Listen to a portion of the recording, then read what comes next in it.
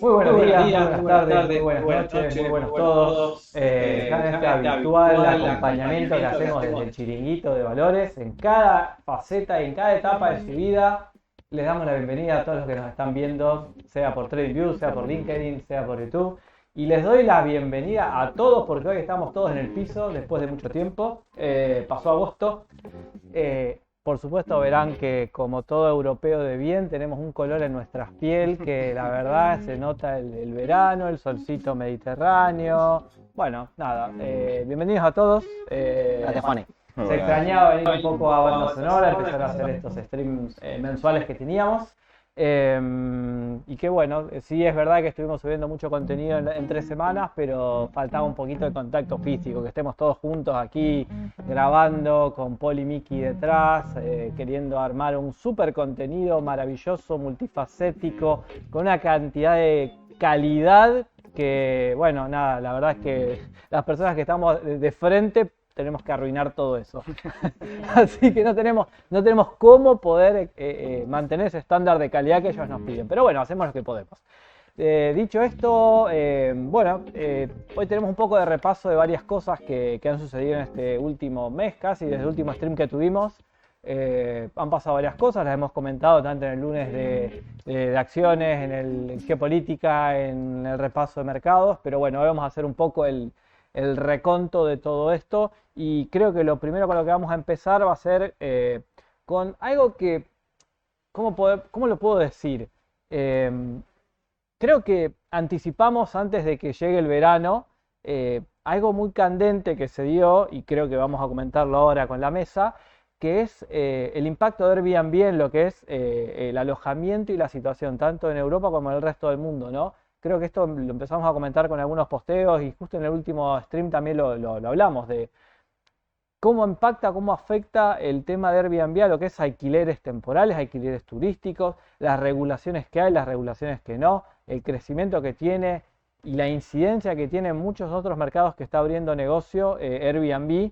Y bueno, podemos golpearnos el pecho si se quiere. Bueno, obviamente los inversores de Airbnb de mucho más tiempo dirán, yo también lo vi antes, pero aquí lo comentamos, creo que para julio, y hoy tenemos que levantar esto porque hay algunas notas en Idealista y demás respecto a dónde vacacionan, dónde se vacacionan los europeos en Europa, y Airbnb cruza y corta diametralmente esto, ¿no? ¿Qué fue lo que hablamos hace un mes y qué se ha cumplido?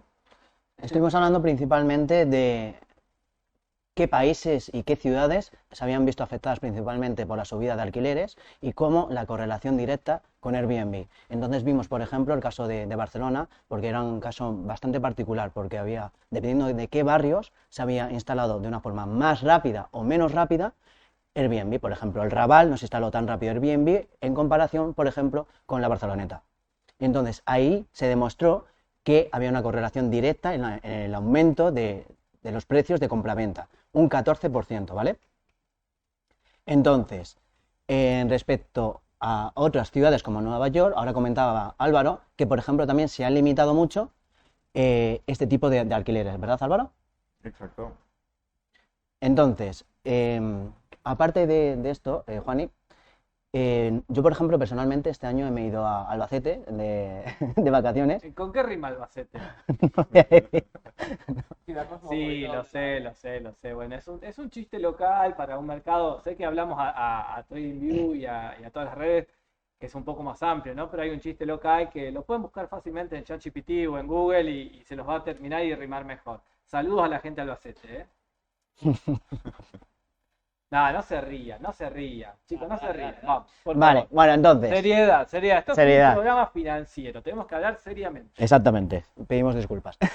No, entonces, ya sabéis que a los chiringuiteros nos gusta mucho salir a la calle y saber la opinión del resto, ¿no? De cualquier persona. Y eso mismo intenté hacer con, por ejemplo, en Albacete, ¿no? Pregunté un poquito a la gente por qué se había decantado por un destino así y me comentaban que el precio se había incrementado de forma desorbitada en las principales zonas costeras, sobre todo en Cataluña y en la Costa Brava.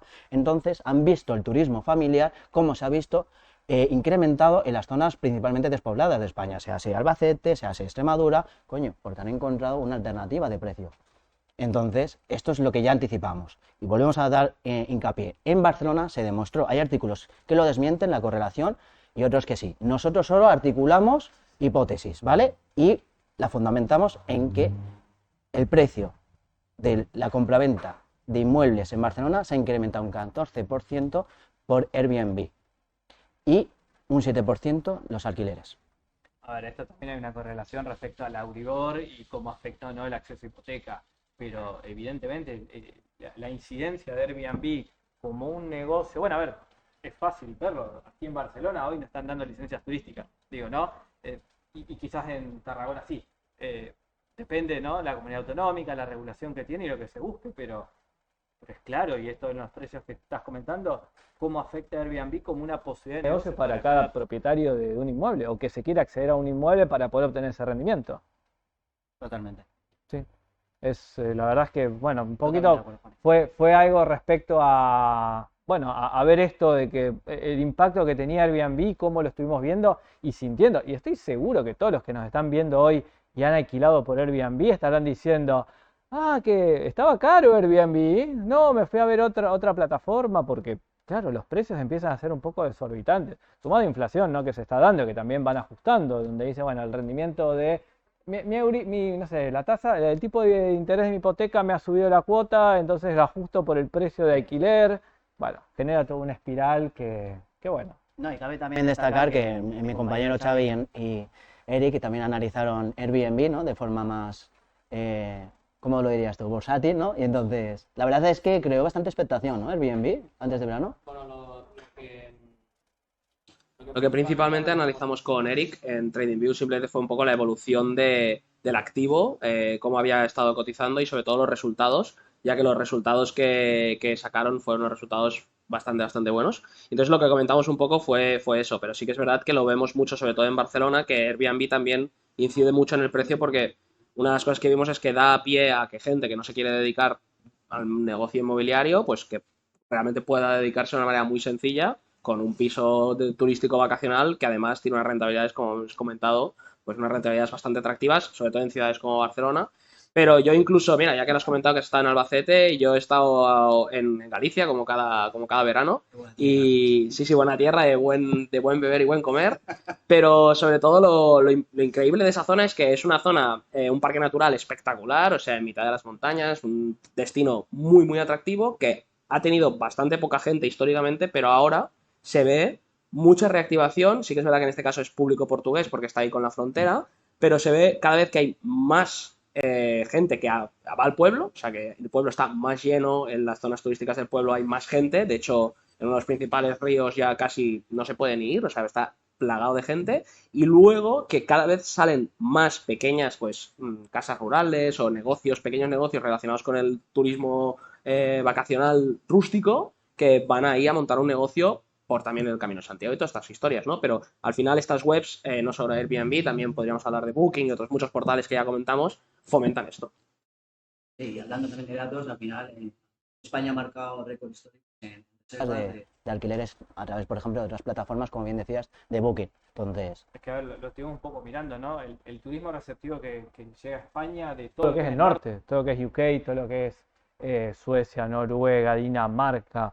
Claro, sí, es mucho realmente, ¿no? Creo que todo lo que está cercano al Mediterráneo recibe en esta época muchísima afluencia y se ve también en eso, porque claro, vienen con otra pasta, con otra billetera, pueden pagar, no les importa tanto, lo disfrutan porque obviamente acceden a cosas que no tienen.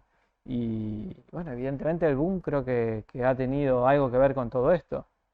Así que, ¿este micro es tuyo? ¿Está alejado Ese de...? micro está bien porque retumba todo. Ah, Por eso está aquí. Está Tenemos a buen recaudo. algunas cositas de configuración que siempre vamos ahí dándole una vuelta, ¿no? A último momento nos gusta cambiar las cámaras y demás, pero bueno. Pero menos mal que tenemos a los mejores técnicos aquí. Ah, sí, sí, sí, Por sí, favor. eso sí, si no, ¿qué haríamos? Nada, estaríamos condenados al éxito y al fracaso a la vez. Mira, el 360 que hace Paul es muy bueno.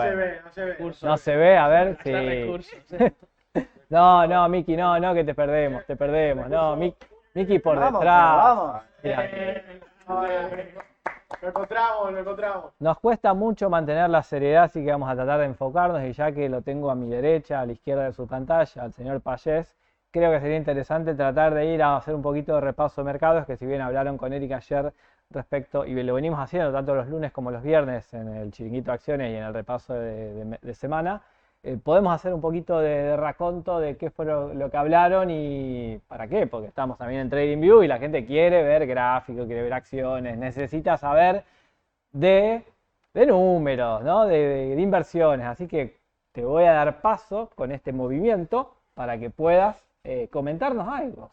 A ver, a mí me han dicho que yo venía hoy aquí a hablar de BRICS. Ah. O sea, el repaso de mercados es los viernes, lo tenéis en pantalla ahí en ese cuadradito que pone que los viernes a las 4 de la tarde, repaso de mercados semanal, en el que analizamos pues desde Intermarkets y desde lo que es nuestro dashboard con Eric, la técnica top-down, los diferentes activos que ha pasado con las diferentes clases de activos durante la semana y a partir de ahí hacemos un resumen. Entonces hoy, yo como citando a uno de los grandes personajes de España, vengo a hablar de mi libro. En este caso vengo a hablar de las consecuencias económicas de los BRICS, de lo que se está hablando en BRICS últimamente. Y sobre todo tener en cuenta que el programa, gracias Miki, se llama Viernes de Chiringuito, lo tenéis escrito en la pared, lo ponéis ahí en la pared, en la tabla. En pantalla, sí. Entonces, yo creo que no solo yo he venido a hablar de este libro, también habéis venido vosotros a hablar de este libro. Bueno, Y claro. hay varias consecuencias económicas, pero yo vengo a hablar, y con esto os voy a dar paso para iniciar un poquito ese debate. Yo quiero hablar de un tema en concreto, que es el tema de las reservas de divisas. Se ha hablado muchísimo sobre esto, incluso se ha hablado en alguna prensa un poco negligente, que se podría llegar a hacer una moneda conjunta de los BRICS, que, bueno, hoy venimos a dar un poco también opiniones y al final esta moneda posible conjunta significaría que todas las economías que forman los BRICS, que tienen su política monetaria, tienen el control de la moneda, porque tienen su propia moneda, sería abandonar este control para hacer una moneda común. Recordamos que en Europa cuando se hizo el euro esto ya fue un tema un poco convulso, un poco molesto. Entonces es bastante difícil este escenario, perdón. Luego, el escenario de que todos los países abandonen su moneda en favor de una, a favor del rublo o en favor del yuan, lo veo casi peor, ¿no? Salir del dólar para caer en otro, por lo tanto, no creo, ¿no? Pero hay un dato muy importante que hemos hablado alguna vez de esta web y le hemos mostrado en pantalla, porque ya sabéis que utilizamos recursos, las fuentes son siempre fuentes oficiales, y a través de la web del World Bank y la web del Fondo Monetario Internacional, una de las cosas que pues, hemos encontrado, podéis buscar, allí lo que miden son las reservas de divisas que tienen los diferentes bancos centrales y pues en función de lo que van publicando y lo que dicen que tienen, pues hacen unas medias, hacen unos promedios y se hace pues la reserva global económica en qué punto está, ¿no? Básicamente lo que hemos visto, porque cuando ya empezó lo de la guerra de Rusia y Ucrania, no te preocupes, Miki, porque al final esto lo puede comprobar la gente y lo podemos comentar, porque ya lo hemos enseñado una vez. Podéis ver todo el histórico de nuestros streams en YouTube. Básicamente lo que mide este gráfico, ¿no? esta información, es qué porcentajes de reserva según divisa, ¿no? Pues dólar, euro, yuan, yen, bla, bla, bla, bla, bla, tiene cada una de las economías, ¿no? Y en promedio vemos que la afectación del dólar desde empezó la guerra de Rusia y Ucrania, a pesar de que Rusia, Ucrania, India y otros países llegaron al acuerdo de, pues, el acuerdo del petro-yuan, ¿no? De empezar a comerciar el petróleo y otras materias que ahora entráis vosotros, no os quiero pisar el tema de las materias, pero es importante tener en cuenta que esto, pues, parecía que podía beneficiar mucho las divisas de estos países, pero la verdad es que estos países siguen necesitando el dólar para comprar los recursos finalizados que los compra un accidente o incluso para comprar y venderse entre ellos, porque si yo soy africano y me pagas en rupias y yo estoy en África, pues las rupias me valen de poco. Yo quiero dólar para poder invertir en comprar una casa o en montar una empresa o lo que sea para poder cambiarla a mi moneda y tener un mejor tipo de cambio o lo que sea, ¿no? Pero al final, la consecuencia de las monedas es que, a pesar de estos acuerdos tan fuertes entre estos países, pues la reserva global promedio casi no se han alterado los porcentajes. Entonces, de momento, parece ser que la afectación está tan fuerte que nos han intentado explicar mucho en prensa, pues no va a darse. Y esto es un poquito lo que venía a explicar yo sobre todo y a partir de aquí, pues bueno, algún tipo de comentario vamos. Mira, primero y ante todo, la rebeldía. Quien es de presentador está muy mal. O sea, yo te pedí cosas de mercado y vos te me haces el rebelde. Pero bueno, más allá de esto, agradezco tu comentario porque sí, das pie a justamente lo que comentamos desde el jueves en el stream con Álvaro, que es un tema que evidentemente está hoy muy sobre la mesa, que es justamente los BRICS, ¿no? Y planteamos este escenario porque cosas como las que comentaba Xavi recién son las que nos surgía hablando con Álvaro de que podíamos ahondar un poco más e ir algo más a lo técnico y a lo económico financiero. Porque evidentemente acuerdos de este tipo tocan tantos puntos que hoy vamos a tratar de expandirlo un poquito más, ¿no? de ampliarlo. Y uno de esos es la divisa. Evidentemente el negocio que hay detrás, digamos, la economía todavía se sigue moviendo a través del dólar. Y este El tipo de 90%. planteos, tal vez con la segunda y tercera economía más grande del mundo, ameritan que nos pongamos a pensar esto. ¿Es posible una moneda común? ¿Es posible que los países cedan su independencia monetaria en pos de qué? Si como hablamos, ¿no? Los BRICS termina siendo un poco un club de amigos porque como siempre remarcas, no es un tema militar detrás, en donde y esto también lo charlamos fuera de cámaras, todos los que están ahora en el G7, que es como un lado de los amigos, y los BRICS por el otro, después se juntan en el G20. Entonces también se dan, digamos, acuerdos conjuntos. Tampoco es un mercado común y no hay nada marcado como una norma o que hayan establecido, sino que al final lo podemos resumir en lo que has dicho, un grupo de países amigos. Que encima se amplía, porque con la nueva incorporación, solamente esos 5 países hacer más. ¿Y cuál es el punto? O sea, ¿qué se busca? Porque en los participantes vemos que son países emergentes, pero ¿para qué lo hicieron? ¿Por qué lo hicieron? ¿Qué consiguieron? Y acá es cuando creo que lo que queda en evidencia es el crecimiento que se buscó generar. O sea, lo comentamos esto un poquito fuera de cámara y es un poco lo que también queremos charlar. ¿Para qué se busca esta unión? Y el crecimiento es uno que creo que queda demostrado, ¿no? Es muy palpable. En el caso de China es fácil de ver. Estamos viendo de que China pasó de ser, hoy es la número 1 casi, o ahí mano a mano con Estados Unidos. Y además el nivel de vida que ha crecido, ahora está creciendo India, estos países que siempre habíamos tenido en cuenta como países pobres, como países que tampoco producen, que no hay realmente mucho mercado, que ahora mismo estamos viendo que le está dando la vuelta a la tortilla en todo y ahora mismo países como India superan en muchos aspectos a países europeos. Entonces eso también tenerlo mucho en cuenta, estos cambios, por ejemplo, con el tema de la moneda común, pues claro, esto no lo van a hacer para mañana, pero puede ser un primer paso muy interesante en el sentido de que, por ejemplo, hemos visto ya movimientos, como es el caso de que India ha comprado 1 millón de barriles de petróleo a Emiratos Árabes, que ahora estarán en los BRICS también, en rupias. Entonces, claro, estos pequeños detalles que todavía no significan nada a nivel macro ni hoy en día, en un futuro, pues puede ser un punto en el que referenciarse para el día de mañana seguir haciéndolo y poco a poco ir cambiando, ¿no?, esta economía global y avanzar hacia un mundo ya no solo multipolar, sino con múltiples divisas importantes. De las divisas, que va a ser bastante interesante, ¿no? Porque esto que hablamos, ¿no? Este patrón así como fue el patrón oro en algún momento y ahora podemos denominarlo patrón dólar, va a ser patrón multidivisa. ¿Cuánto negocio hay atrás de eso, no? El que esté en rupias, el que esté en yen, el que esté en yuan, el que esté en RAM, no sé, en la moneda que sea.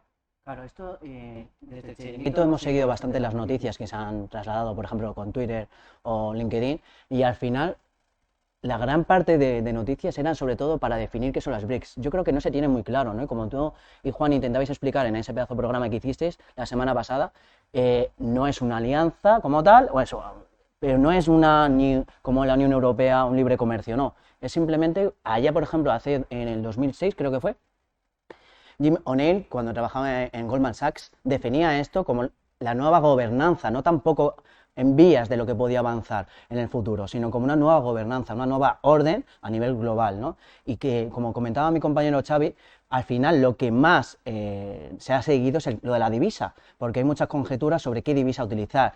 Otras partes opinan que debería ser la moneda china, ¿vale? El yuan, coño, que no me salía. O también con las conjeturas sobre la moneda virtual que quiere crear China, que no sería descentralizada, sería centralizada. Pensaban que se iba a vincular directamente con los BRICS.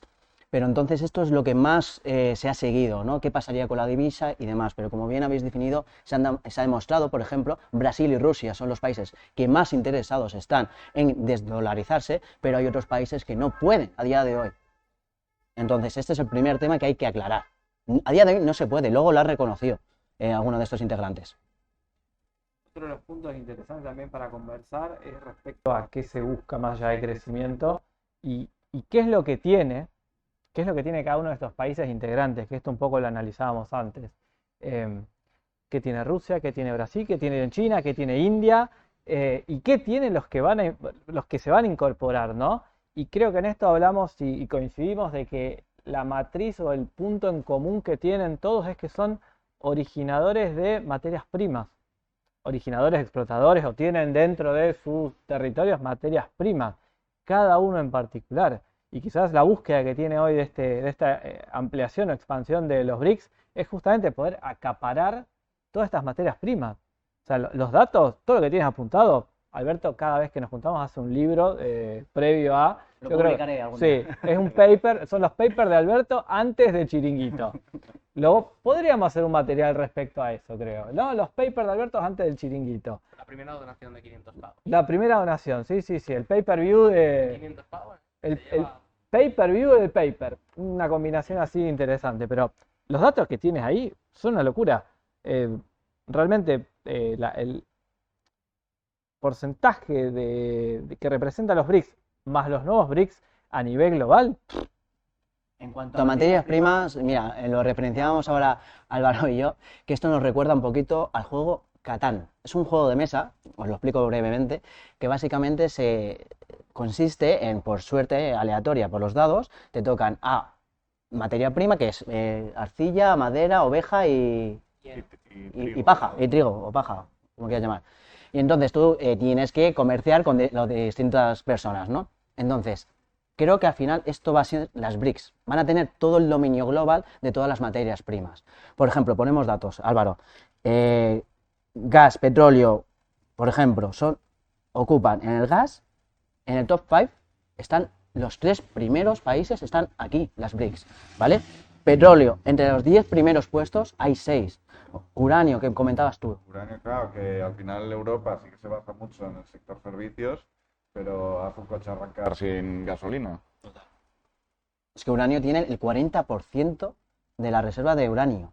Claro, que y es estaría productor. en Kazajistán, que no está en los BRICS, pero está pidiendo entrar Está a los pidiendo, BRICS. exactamente. Entonces también, aunque ahora mismo no tengan tanto control, que tienen mucho, y ahora lo veremos también con un poco de datos, es que los que van a venir van a traer todavía más y más control sobre el mercado mundial de diferentes productos claves a nivel energético, alimentario y muchos aspectos como minerales y productos así que son básicos para la producción de múltiples cosas que necesitamos para el día a día. Día mañana esto, pues no estará hecho aquí, estará hecho en China, en Rusia, en India, esta silla también, el sofá, todo. Al final vendrá todo de ahí. Podremos ensamblarlo o hacer 4 cosillas aquí, pero dependeremos de que esos recursos nos vengan aquí y nos lo permitan también comprar.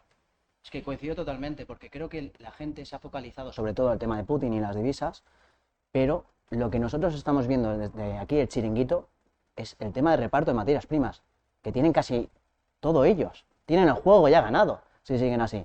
Y como decía Álvaro, si también pertenece el día de mañana a Kazajistán, están viendo que de los principales requisitos que piden a los nuevos países integrantes es las materias primas. El reparto es las materias primas. Esto es lo que deberíamos enfocarnos. En análisis. Los nuevos participantes justamente complementan o aumentan la participación que tienen. Exacto.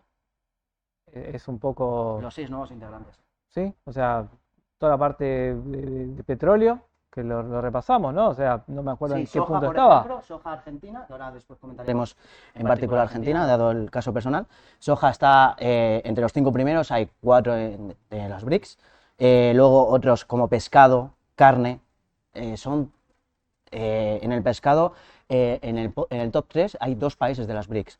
En el de carne, en el top 5, 4. Así podríamos seguir y de hecho son tantos casos que vamos a hacer una publicación en LinkedIn para que quede claro al estilo carrusel con imágenes y que quede muy clarito.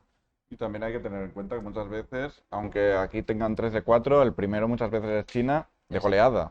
Entonces también tener eso en cuenta que China es un gigante, pero no es todo. Tenemos actores como Rusia, como India y otros países que van a venir, sobre todo ahora se han puesto muy fuertes en lo que es el mercado del petróleo y los barriles de petróleo, etcétera, que claro, ahora han tomado una fuerza a otro nivel, porque tienes a 2 enemigos históricos como Irán y Arabia Saudí cooperando para el mismo fin, que es beneficiarse ellos de las economías que siempre han dominado el mundo.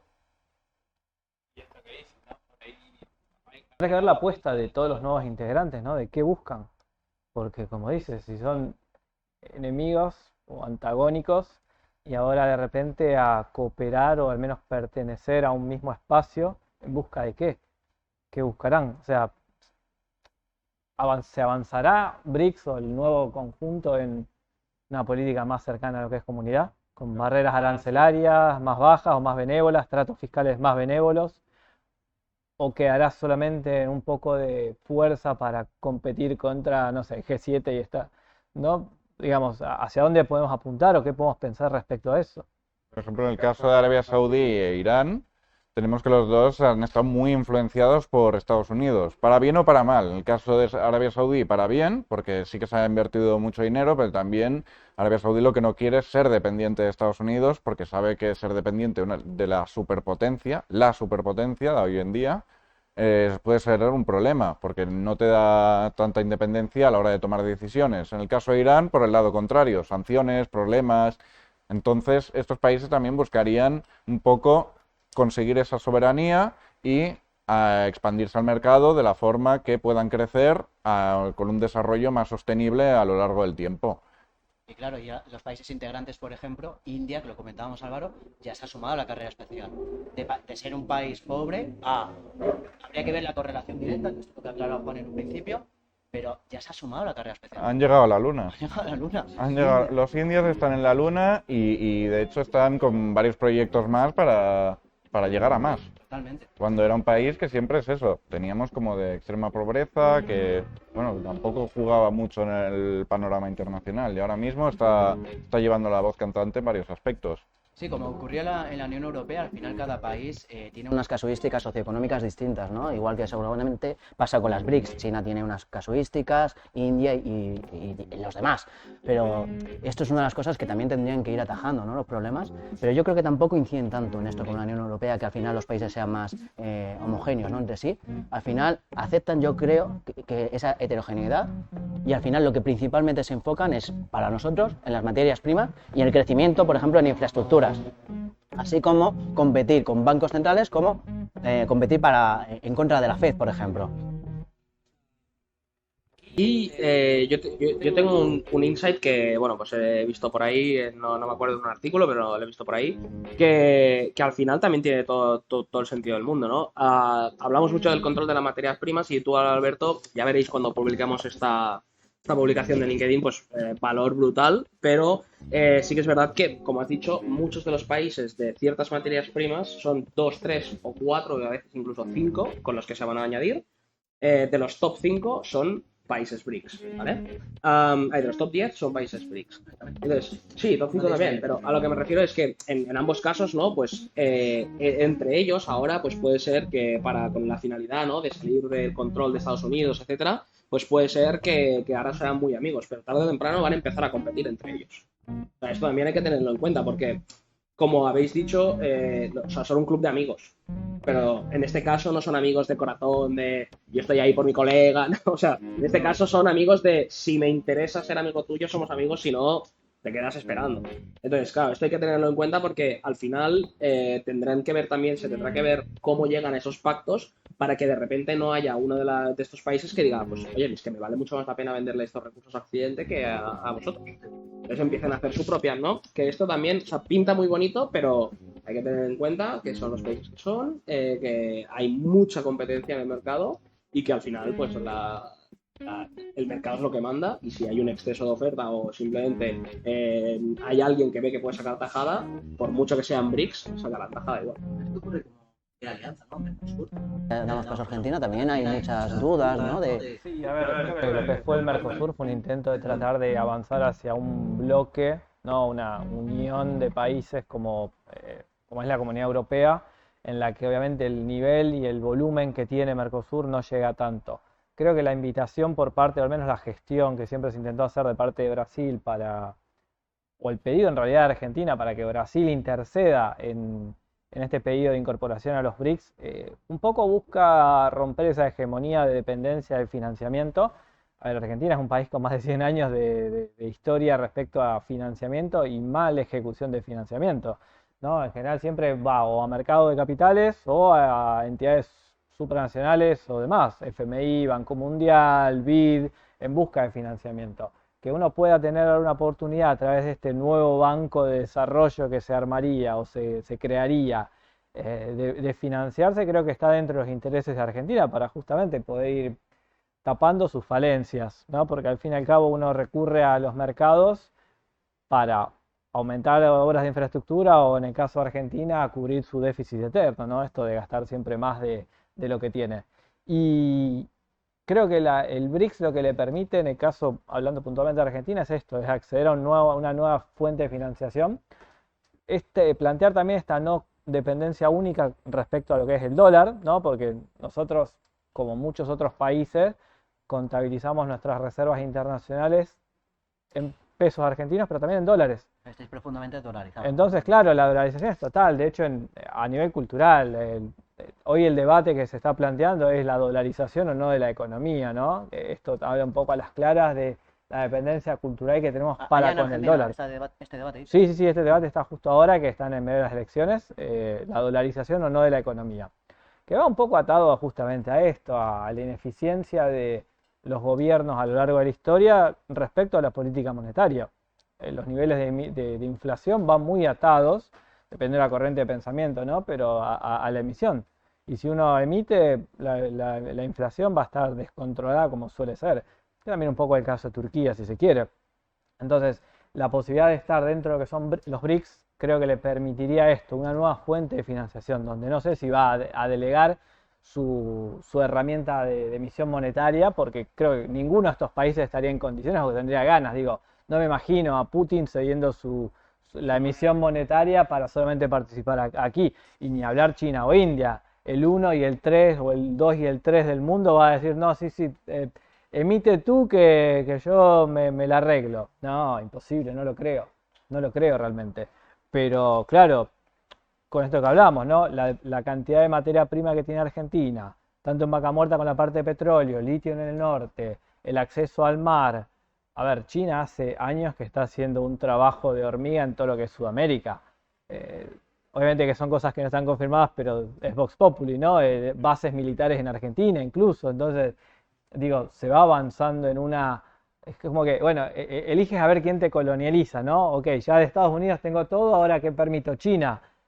No se resuelven en sí las cosas, pero si los BRICS o la incorporación de Argentina a los BRICS le permite mayores mercados, la posibilidad de tener financiación de otras monedas. Muy curioso porque con esta dependencia que tiene Argentina con los dólares y este acercamiento profundo que se tuvo con China, se han generado swaps, que al fin y al cabo es deuda, pero con China, ¿no? Hay una euforia, ¿no? En Argentina con los swaps de... En realidad no es euforia, es, imagínate tú que no tienes un duro y viene alguien nuevo y te presta plata. A muerte. Sí, me tatúo China, sí, totalmente. Lo llamáis ahora Argentina, ¿no? Sí, sí, y es que más o menos, bueno, a ver, es que si tienes base militar, si tienes Vaca Muerta que está China, litio con toda la dependencia que hay a nivel desarrollo de ese mineral, y puedes empezar China puede empezar a poner un pie en un mercado que, aclaremos, Sudamérica es muy grande en tamaño y es muy chico en población y en mercado, a diferencia de otros países, no sé, sudeste asiático, por ejemplo. Entonces, claro, a Argentina le da esa posibilidad. En el caso como comentaba, de la deuda, tomamos deuda en swaps y pagamos deuda internacional ahora con yen. Entonces, claro, te permite esta gestión, creo que hasta incluso como conejillo de laboratorio, ¿no? De ir probando, a decir, mira, un país está tomando deuda en dólares a través del FMI o el BID, y después se da vuelta y está pagando deuda en yuanes o exportaciones. ¿Sirve o no sirve? Bueno, esto creo que va a ser una de las cuestiones que se van a ir viendo con el correr de los años y viendo cómo evoluciona este nuevo BRICS ampliado. Pero son cosas que son interesantes de replantearla en economías que obviamente tienen distorsiones altas y quizás les puedan servir o no. Pero bueno, habrá que ver cómo se va desarrollando. Qué enriquecedor, tío. Sí, es la verdad que es, bueno, vamos a verlo, ¿no? Nos toca de cerca, ¿no? Porque lo conversamos el jueves y creo que era interesante poder aportar esta mirada con otro tipo de visión, no tanto por decir de alguna manera, política, social, cultural, que fue lo que comentamos el jueves, sino que tratar de ir más a lo duro, a lo económico, a lo financiero y a las vinculaciones. No sé si me queda algún tema más de lo que tenemos que conversar. El libro el paper ya está cerrado. Está cerradísimo. Bien, perfecto. El paper de Alberto nos da la pauta de que hemos cumplido con cada uno de los tópicos que nos planteamos de antemano. Y creo que la verdad que por este sábado, no sé cuándo nos van a estar viendo todos ustedes por alguna de nuestras redes, que invitamos a seguirlo. Quiero mandar un especial saludo a alguien. Sí, tenemos que enviar un especial saludo a alguien. Podemos decir casi que es nuestro follower más. Sí, tranquilamente. ¿Lo querés saludar? Lo saludo yo. Te voy a dejar los honores. Tenemos desde la isla de, corríjame por favor, Anobón. Sí. El país hermano de Guinea Ecuatorial. Un saludo. Queremos mandarle un saludo, gracias. Un saludo, profesor. Sí, gracias, muchas gracias, que nos está siguiendo mucho en geopolítica. Así que creo que no queda más que despedirnos, agradecerles a todos, invitamos a todos que nos sigan en las redes, que nos dejen sus comentarios, vamos a tratar de cumplir con cada uno de los temas que nos van pidiendo. Ya fuimos cumpliendo con el BRICS, que nos lo pidieron en la parte de geopolítica, pero mismo también con el lunes de acciones y el repaso de los viernes y alguna otra cosita más que vaya surgiendo. Importante. ¿Qué? Hay que hacer una cosa importante. Sí. Escuchen allá. Pasa algo este 26 y este 27 de septiembre. Ajá. ¿Pasa algo? ¿En dónde? ¿Pasa algo? ¿Qué pasa? En La Salle, Universitat Ramon Llull, Barcelona, se monta un evento de finanzas en el que van a venir empresas de primerísimo nivel. De aquí poco ya tenemos la publi, ya la presentaremos por redes y la veréis. Pero ¿Quién va a estar? no voy a hacer spoilers. No voy a hacer spoilers. Pero voy a decir una cosa importante. Se va a poder ver en directo por TradingView. Y viene gente muy pepina, lo dejo aquí. ¿Cómo? Bueno, En directo en TradingView. estaremos comentando respecto a este evento que veremos si nos tiene o no convocados el día 26-27 en Barcelona. Así que ya les estaremos avisando. No tengo más que decir. Mickey, Paul, ¿algo? ¿No? Nada más. Listo. Gente, muchísimas gracias. Los invitamos a todos, como decimos, a seguirnos, comentarios y demás. Sí, venga, acérquense, por favor. Vamos a saludarlos. Sí, hoy tenemos todo el equipo. Lo tenemos a Eric. Lo tenemos a Eric a la distancia, pero bueno, Mickey y Paul, los presento. Sin ellos no podríamos estar nosotros aquí, así que nada, muchas gracias a todos. Y los invitamos a que, como digo, nos sigan y seguimos en contacto con todos ustedes. Así que bueno, muchas gracias a todos. Hasta la próxima. Chao.